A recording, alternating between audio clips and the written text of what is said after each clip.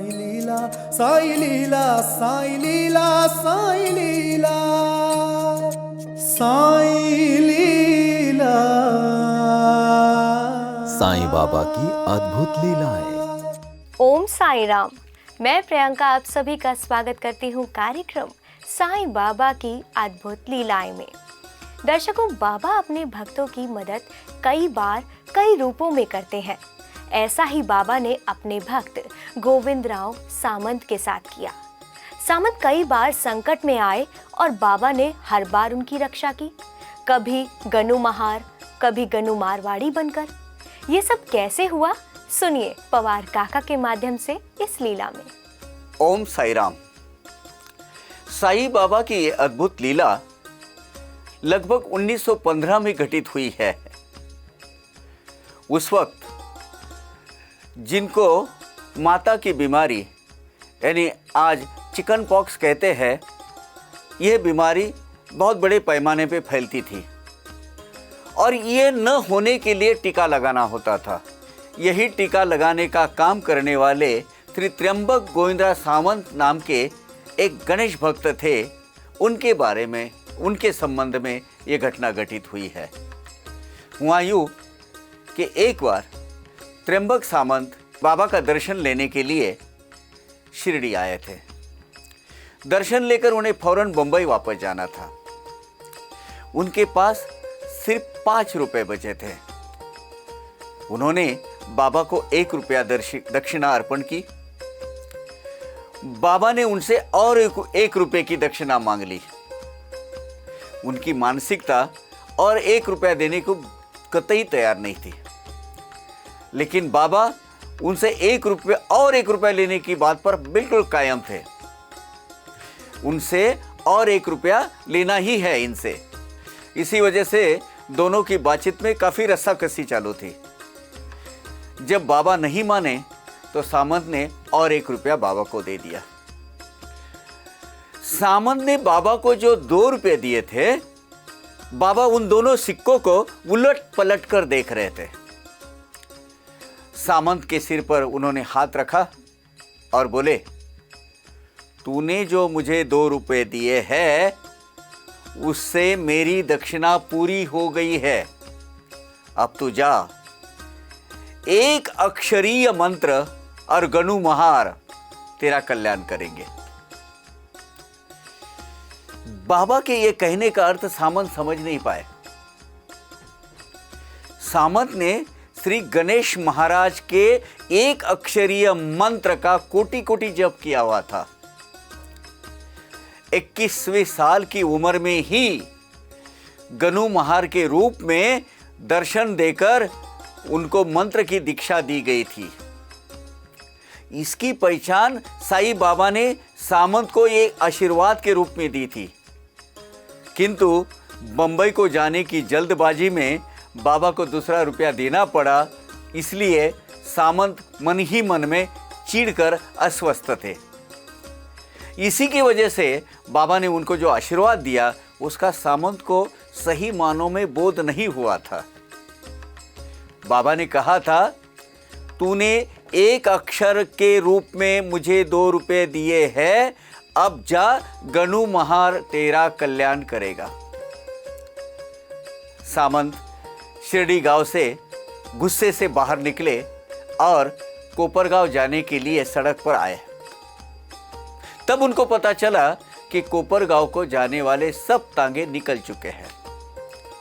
बाबा पर उनकी श्रद्धा नहीं थी, इसलिए उनको और भी गुस्सा आया। इतने में एक तांगा आया। उसमें एक गुजराती गृहस्थ बैठे हुए थे।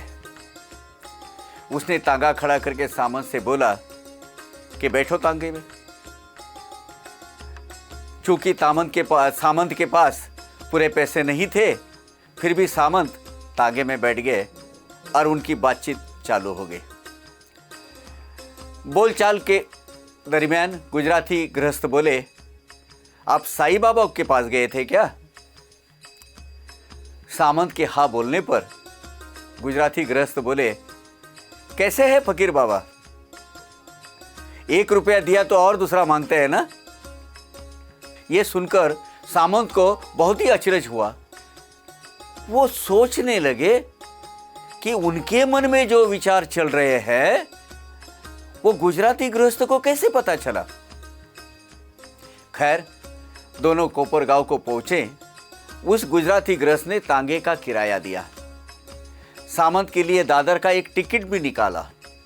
इतना ही नहीं, उन्होंने तौलिए को प्लेटफॉर्म पर बिछाया और नाश्ते की चीजें निकालकर नाश्ता भी खिलवाया। दोनों ने अच्छी से पेट भर के नाश्ता किया। इसी तरह खाते पीते बातचीत करते दोनों दादर पहुंचे। दादर को उतरते वक्त सामंत ने उस गुजराती गृहस्थ का नाम पूछा तो उसने कहा, मेरा नाम गनू मारवाड़ी।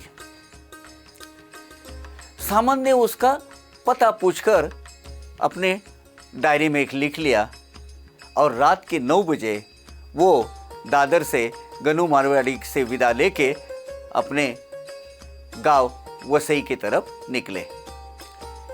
दूसरे दिन गनू मारवाड़ी को पैसे लौटाने के हेतु उनके पते पर गए तो वहां उन्होंने देखा कि गनू मारवाड़ी नाम का कोई भी व्यक्ति वहां नहीं है।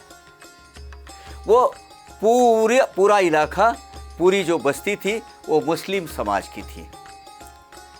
सामंत ने इस घटना के बारे में सोचना शुरू कर दिया और उनको याद आया कि जब वो 21वें साल के थे तब त्र्यंबकेश्वर से दूसरे गांव जाने के लिए निकले थे। तब उनको जंगल में से गुजरना पड़ा था। जंगल से जाते वक्त उनको चोर डाकुओं ने पकड़कर एक गुफा में लेकर गए थे। चोर डाकुओं की गुफा में उनको जान से मार डालने की पूरी तैयारी कर चुके थे वो चोर डाकू। जब उन्होंने श्री गजानन महाराज की प्रार्थना की और उनके नाम से पुकार लगाई तब सामंत को जय मल्हारी की आवाज सुनाई और चोर डाकुओं के हाथ से वो छूट गए। दूसरी बार जब जंगल में वो गुमराह हो गए थे तब उन्होंने श्री गणेश जी की दिल से प्रार्थना की। तब महारोग से पीड़ित एक व्यक्ति उन्हें मिला और बोला, मेरा नाम गनू महार है, आप रास्ता भटक गए हो, मैं आपको सही रास्ता दिखाता हूं, आओ मेरे साथ चलो। पर एक शर्त है, आपको पीछे मुड़कर देखना नहीं है। यह कबूल करने पर त्र्यंबक सामंत आगे और गनू महार पीछे बातचीत करते करते निकले। जब सही रास्ता मिल गया तब गनू महार की जो आवाज है, बातचीत है, बंद हो गई क्योंकि वो पीछे चल रहे थे, पीछे चल रहे थे। इसलिए सामंत ने पीछे मुड़कर देखा तो वहां कोई भी नहीं था। इस अनुभव से उनकी याद ताजा हो गई। बाबा आशीर्वाद देते हुए बोले थे, जा गनू महार तेरा कल्याण करेगा। शांति से सोचने पर उनको याद आया कि जो गनू मारवाड़ी शिरडी से दादर आते वक्त उनके साथ थे, ये वही है जिन्होंने जंगल में चोर डाकुओं से उनको बचाया था और जंगल में रास्ता भटक जब गए थे तो गनू महार ने उनको रास्ता दिखाया था। ये तीनों लोग अलग अलग नहीं है, एक ही है, लेकिन बाबा ही ये तीनों लोगों का रूप लेकर मेरी सहायता कर रहे थे। तब से श्री सामंत बाबा की श्री गणपति के रूप में पूजा करने लगे और उनकी श्रद्धा बाबा के प्रति दिन ब दिन बढ़ने लगी और बढ़ती गई और बाबा के वो एक असीम भक्त बन गए। क्या कहती है लीला, बाबा की हर एक कृति उसको हमने सच्चे दिल से, सच्चे भाव से, आनंद से स्वीकार करना चाहिए, क्योंकि संतों की, अवतारी पुरुषों की जो भी कुछ लीला होती है, जो भी कुछ हमारे लिए वो करते हैं, भले हमें बुरा लगा हो, भले हमारे लिए वो कुछ अलग सा लगा हो, लेकिन वो उसमें हमारा ही फायदा होता है, हमारा ही हित होता है।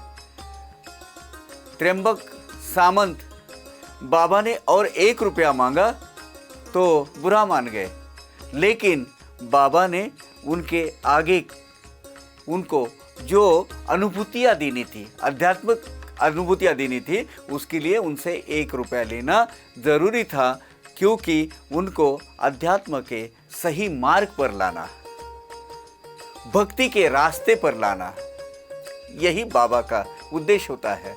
तो ये मटेरियलिस्टिक वर्ड जो बोलते हैं, भौतिक सुख जो भी देती है, भौतिक वस्तुओं में बाबा को कुछ भी जरा भी रुचि नहीं थी। वो सामंत का 1 रुपया जिद से लेने के पीछे बाबा का यह उद्देश्य था। ओम साई राम।